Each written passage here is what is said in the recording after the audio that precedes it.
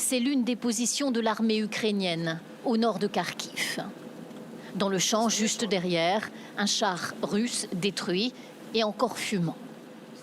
Nous sommes à seulement 10 km du centre de la deuxième ville du pays. Ces positions, les Ukrainiens les tiennent pour l'instant. Mais les combats sont intenses, selon le commandant avec qui nous avons pu parler. Les accalmies, d'ailleurs, sont courtes.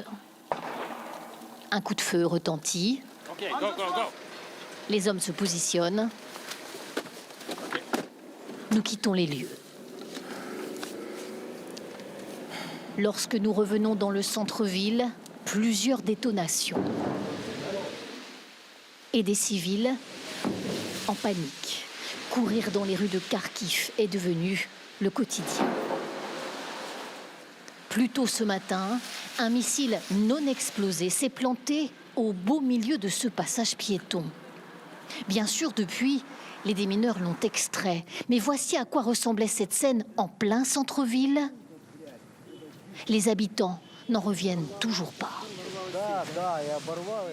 Vous voyez ce trou-là? C'était là, fiché dans le sol. Ça mesurait 2 mètres à peu près. Un missile.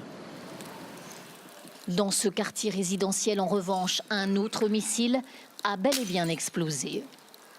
Les habitants cet après-midi dégagent les vitres brisées. Pas de morts, quelques blessés légers.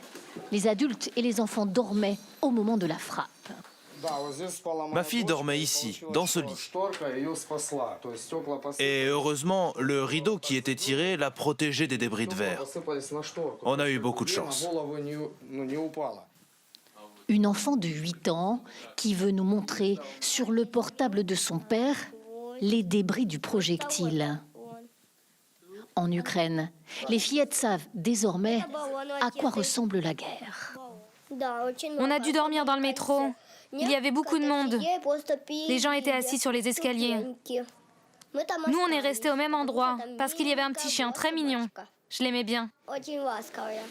Comme hier, le métro est le refuge. Casque de vélo sur la tête pour cette famille. Tout est bon pour tenter de se protéger. Les cœurs sont serrés. Cet Ukrainien travaille dans un hôtel en France à Metz. Il est venu pour aider sa mère. Elle vit ici. On va essayer de quitter le pays parce que dans toutes les villes, c'est dangereux. Ils attaquent toutes les villes, les bases militaires, les aéroports. On ne sait pas trop quoi faire. Et on ne sait même pas comment partir. Plus loin, le sous-sol d'un hôtel. Personnels et clients attendent la prochaine accalmie pour remonter. Des civils qui ont passé l'état de sidération du premier jour et qui semblent s'installer dans un incroyable quotidien où les chars russes peuvent surgir à tout moment.